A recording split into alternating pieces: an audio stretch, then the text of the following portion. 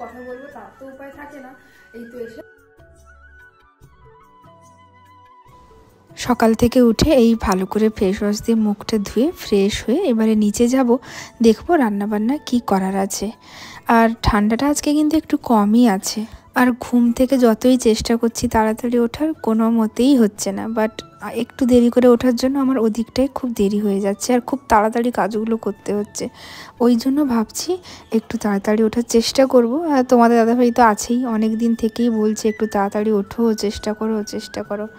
তো এখন নিচে নেমে এসেছি, নেমে এসে রান্না বান্না করব।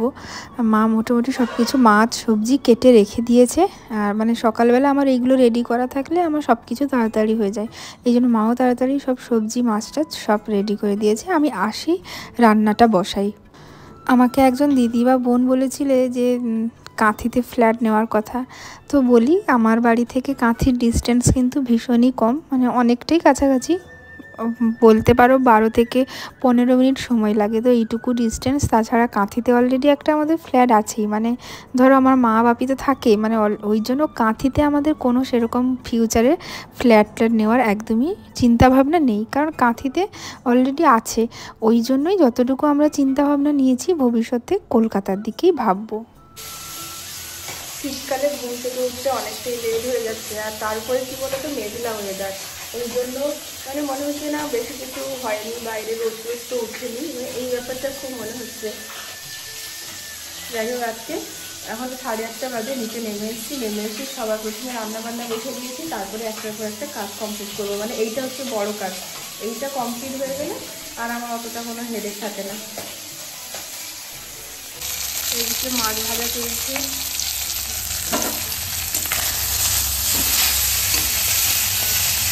আমি দেখো কত কম তেলে মাছ টাছটা ভাজছি। এখন সব কোলেস্টেরল হাই, এটা ওটা অনেক প্রবলেম হচ্ছে। আমি কিছু না মাছটা আগে না ছাঁকা তেলে ভাজতাম, এখন দেখো তেল যতটুকু না দিলেই নয়, তাতেই রান্নাবান্নাগুলো করার চেষ্টা করি।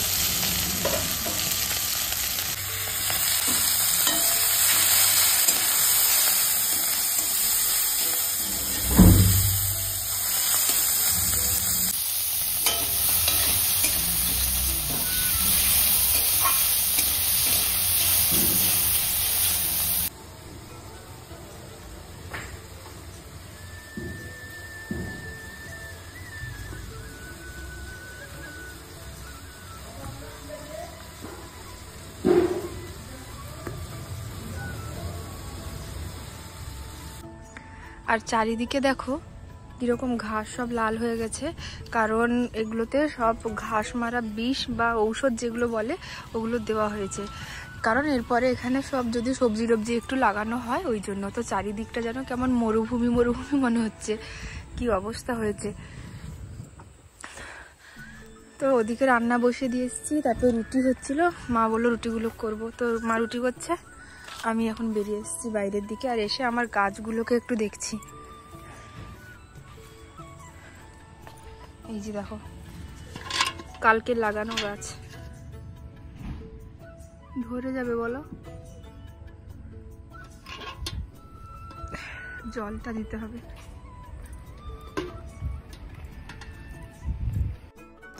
ওদিকটা রান্না বসছে আর আমি চলে এসেছি, মানে মা আছে ওখানটায়, বলছে তুমি কি কাজ করবে যাও, আমি এগুলো দেখে নিচ্ছি। তো আমি এখন বাইরে এসেছি, এসে ওই গাছটায় জল দেওয়া বাকি আছে, ওই গাছটায় জল দেবো। আমার লেবু গাছগুলো, আর জানো কত লেবু গাছ লাগিয়েছিলাম, সব প্রায় গাছই মানে মারা গেছে।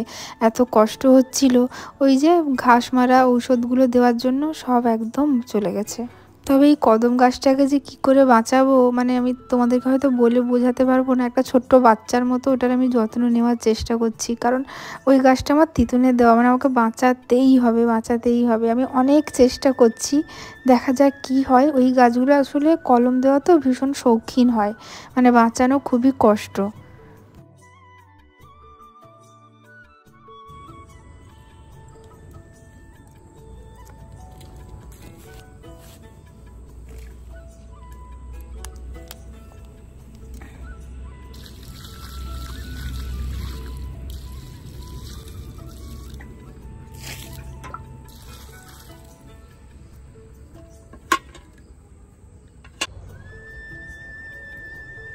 এমন মেঘলা ওয়েদার না, কিছু ভালো লাগছে না, মনে হচ্ছে আবার গিয়ে লেপে ঢুকে যাই, লেপের ভেতরে যাই। এবারে রান্না বান্না কমপ্লিট, আমি না একদম রান্না করে খেয়ে দিয়ে ওপরে উঠে যাই, আবার রেডি হয়ে আর এসে মানে খেতে ভালো লাগে না। এমন অবস্থা হয়ে যায় না, 2 মিনিট যে একটু কথা বলবো তার তো উপায় থাকে না। এই তো এসে কোনো রকমে রেডি হলাম। আর স্কুলের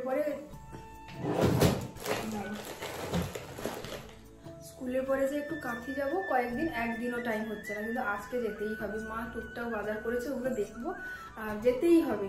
কয়েকদিন যাইনি, ও পাশ থেকে ফোন আসছে, একটু তো দেখা করে যায়, একটু দেখা করে যায়।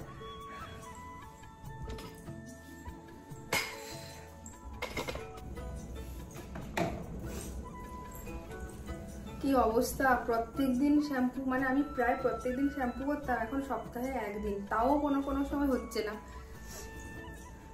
বলে না ঠেলায় না পড়লে বিড়াল গাছে ওঠে না, ওই রকমই একটা ব্যাপার হয়ে গেছে আমার সঙ্গে। ভালো লাগে না, চুল টুলো আর আঁচাতেও ভালো লাগে না, ছাড়ানো তো দূরের কথা।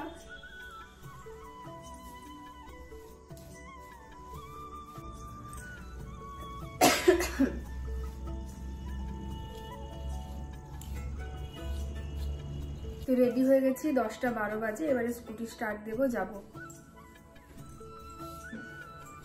আর একটা কথা বলবো বলে ভুলে গেছিলাম, হ্যাঁ আমাদের ঘুরতে যাওয়ার একটা প্ল্যানিং হচ্ছে ডিসেম্বর মাসের শেষের দিকটায়।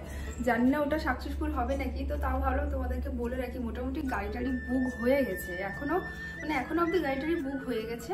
এর পরেরটা যতক্ষণ না গাড়িতে উঠছি, কারণ আমাদের তো প্রচুর প্ল্যানিং হয়, কোনো সময় সাকসেসফুল হয় না। তো আমাদের একটা ঘুরতে যাওয়ার ব্যাপার চলছে, পৌলমী দি, জয়শ্রী, আমার বাড়ির মা, দুষ্টু আদম সবাই মিলেই একটা যাব ভাবনা চিন্তা করেছি, তার মধ্যে দেখা যাক।